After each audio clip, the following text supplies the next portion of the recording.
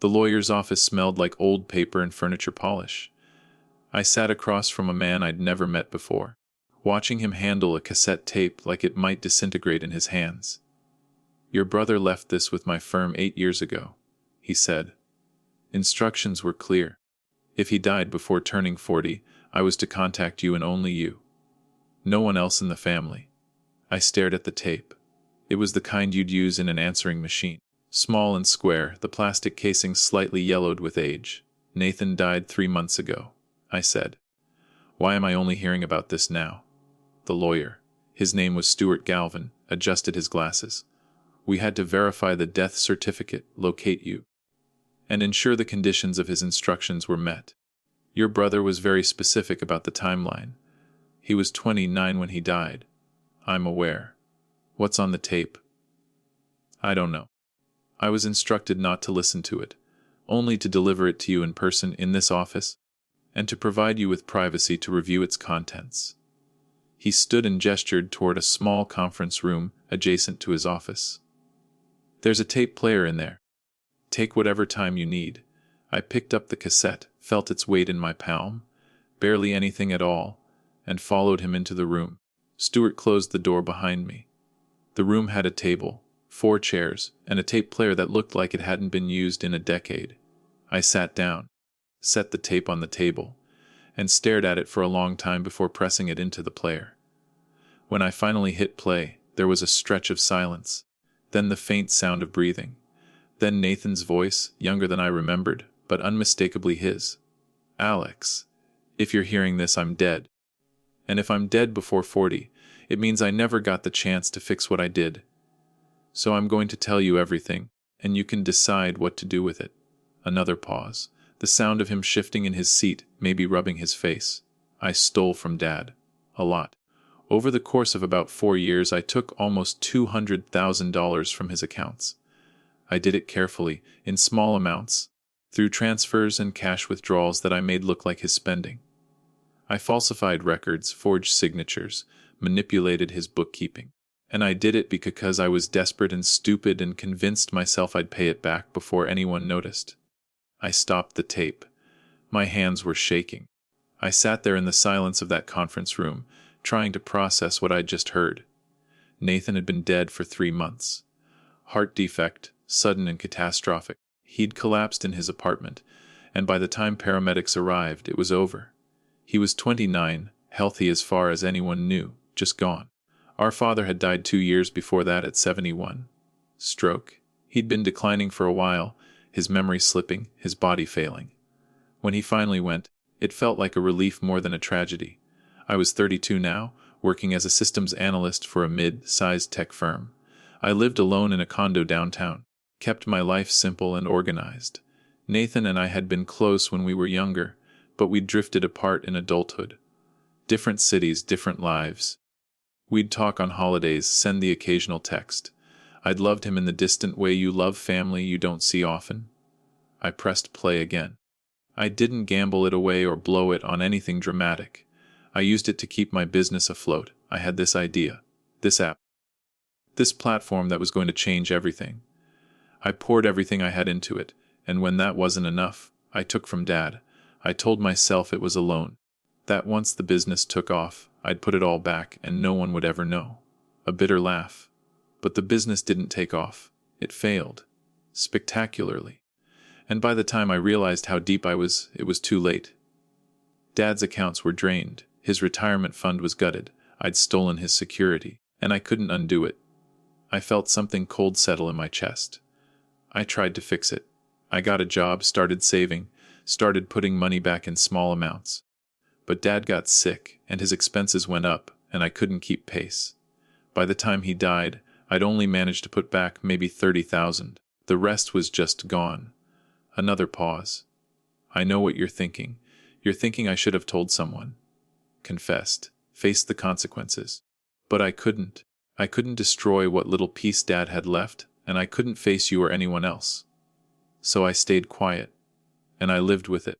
And I'm still living with it, assuming I haven't died yet." He exhaled slowly.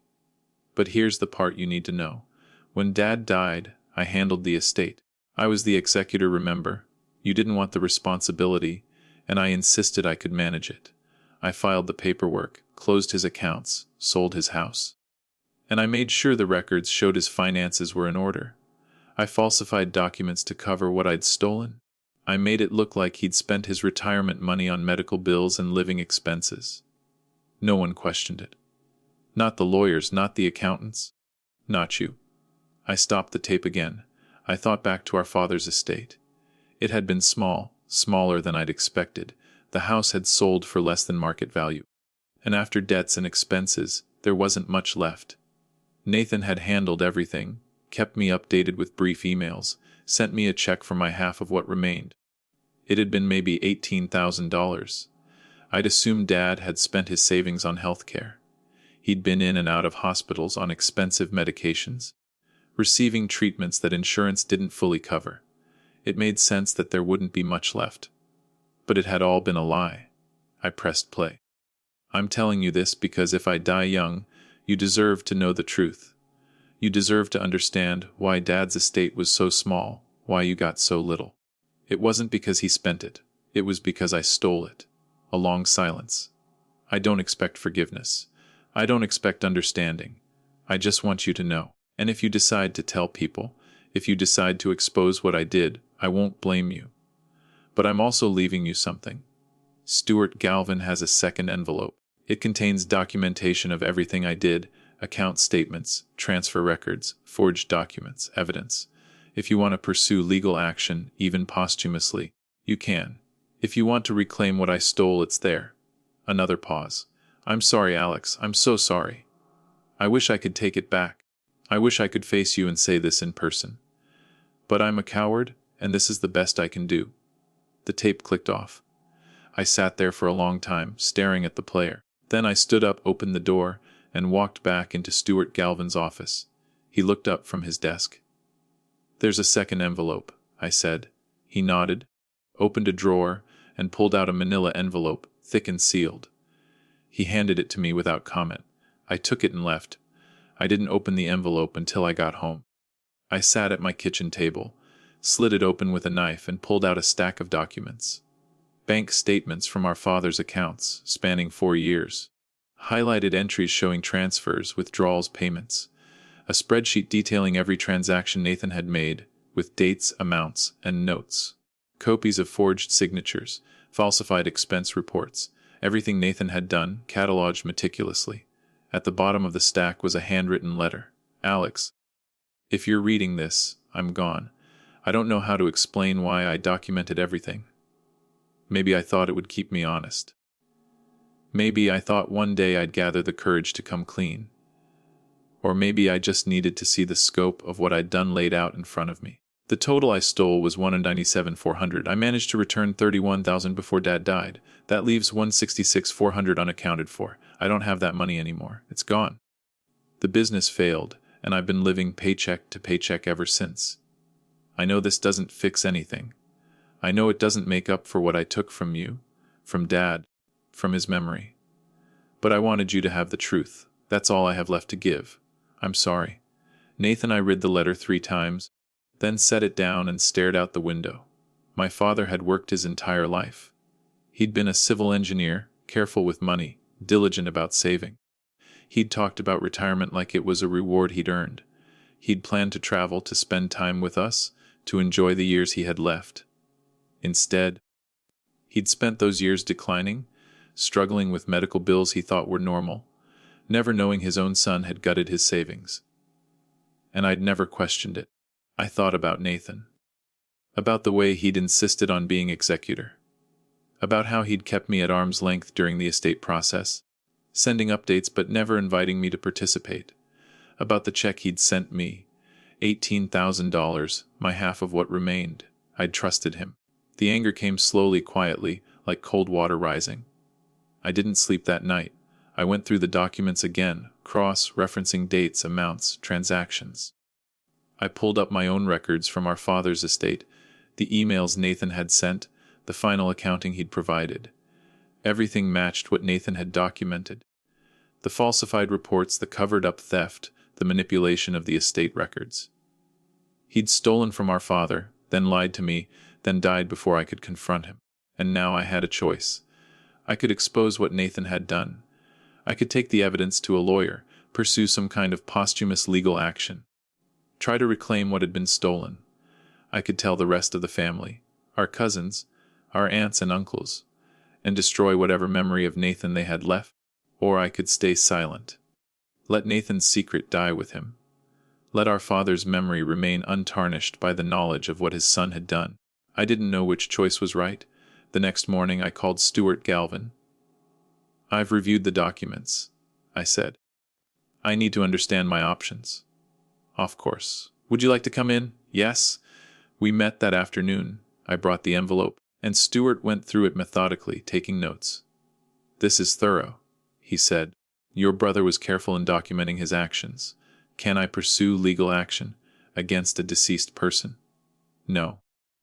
But you could petition the probate court to reopen your father's estate on the grounds that it was mishandled. If you can prove Nathan falsified records and misappropriated funds, the court could hold his estate accountable." "What does that mean practically?" "It means any assets Nathan left behind would be liquidated to repay the debt to your father's estate. If there aren't enough assets, you'd receive whatever is available. Nathan didn't have much. Then you'd receive very little." "What about the people he defrauded? Could they come after me?" "You personally? No. You weren't involved. But they could make claims against Nathan's estate." I sat back in my chair. "So the best case scenario is I get a fraction of what was stolen, and in the process, I expose my brother as a thief.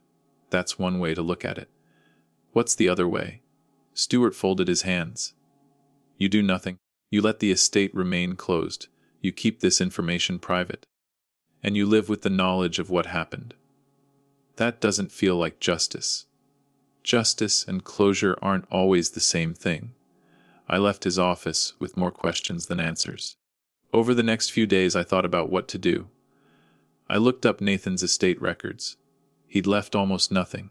A small savings account, some personal belongings, a car that was leased. There were no significant assets to claim. Even if I reopened the probate case, I'd recover maybe $10,000 or $15,000 at most. It wouldn't be worth the effort. It wouldn't undo what Nathan had done. It wouldn't restore what our father had lost. But it would expose the truth. I thought about our father, about the way he'd trusted Nathan, about the last years of his life, spent worrying about money, rationing his care, never understanding why his savings had disappeared. He'd deserved better.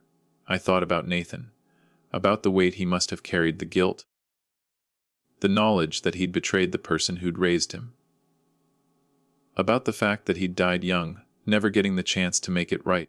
I didn't know if that was punishment enough. In the end, I made a decision. I contacted an accountant who specialized in estate audits and asked her to review the documents Nathan had left. Her name was Margaret Cho, and she was precise, methodical, and dispassionate. "This is fraud," she said after reviewing everything. "Clear, documented fraud. I know. You could pursue this. You'd have a strong case. How much would I realistically recover?" She did some calculations. "Given the state of your brother's estate and the time that's passed, maybe 12 to 15,000. And that's assuming the court rules in your favor and there are no other claims against his estate. And the cost. Legal fees, court costs, time. You'd spend almost as much as you'd recover, possibly more. So it's not worth it financially." "No. But that's not always the point, is it?" I thought about that. "What would you do?" I asked. Margaret looked at me for a long moment. "I'd ask myself what I wanted. Do you want money? Do you want vindication? Do you want to punish your brother, even though he's gone? Or do you want peace?" "I don't know." "Then you're not ready to decide." I thanked her and left. I spent the next few weeks in a kind of limbo. I went to work, came home, went through the motions. But the documents sat on my kitchen table, and I couldn't stop thinking about them. I thought about what Nathan had said on the tape, that he was sorry, that he was a coward, that he wished he could face me. I thought about the fact that he'd left me the evidence, that he'd given me the choice. And I realized something. Nathan hadn't just confessed. He'd handed me the power to destroy his memory or to let it stand. He'd put the decision in my hands, and in doing so, he'd given me something he'd never had control. I didn't have to pursue legal action. I didn't have to expose him. I didn't have to tell anyone. But I also didn't have to forgive him. I could hold the truth quietly, let it sit with me, and decide what to do with it on my own terms. So that's what I did. I filed the documents away in a locked drawer. I didn't tell the family. I didn't reopen the estate. I didn't pursue claims or legal action. But I also didn't let it go. I used the knowledge to understand my father's last years differently. To see the financial stress he'd been under, the decisions he'd made, the dignity he'd tried to maintain even as his resources dwindled. I started making donations in his name to organizations that helped elderly people manage medical expenses. Small amounts monthly, consistent. It wasn't restitution, but it felt like something. I also stopped idealizing Nathan. I let go of the version of him I'd carried, the ambitious younger brother, the one who'd always had big dreams. I replaced it with someone more complex, someone who'd made terrible choices and lived with the consequences, someone who'd been human and flawed and ultimately unable to fix what he'd broken. I didn't hate him, but I didn't mourn him the way I had before. A year after I received the tape, I got a call from an attorney representing one of Nathan's former business partners. They were trying to settle some outstanding claims against Nathan's estate and wanted to know if I had any information. I told them I didn't. It wasn't entirely true, but it also wasn't a lie I felt guilty about. Nathan's secrets were mine now, and I chose to keep them. I don't know if that was the right choice. I don't know if there was a right choice. But I know I made the decision deliberately, with full knowledge of what it meant. And I can live with that. Sometimes I think about the tape, about Nathan sitting in a room somewhere, recording his confession, knowing he might never have to face the consequences. I wonder if he felt relief, or just more guilt. I wonder if he thought I'd expose him or protect him. I don't think he knew. And I don't think I was supposed to know either. The truth is, some betrayals don't have clean resolutions. Some wrongs can't be righted. Some debts can't be repaid. And sometimes the only thing you can do is hold the knowledge, make your peace with it, and move forward. I still have the tape. I've never listened to it again. But I keep it, along with the documents, in that locked drawer. They're evidence. But they're also a reminder that people are complicated. That desperation drives choices we can't always predict. That families carry secrets, and sometimes those secrets surface long after the people who created them are gone. Nathan died young. He took his secrets with him, except for the one he left behind. And now I carry it. Not as a burden, not as a weapon. Just as a truth I know and choose to hold quietly. If you've ever been handed a truth you didn't ask for, and had to decide what to do with it, you're not alone.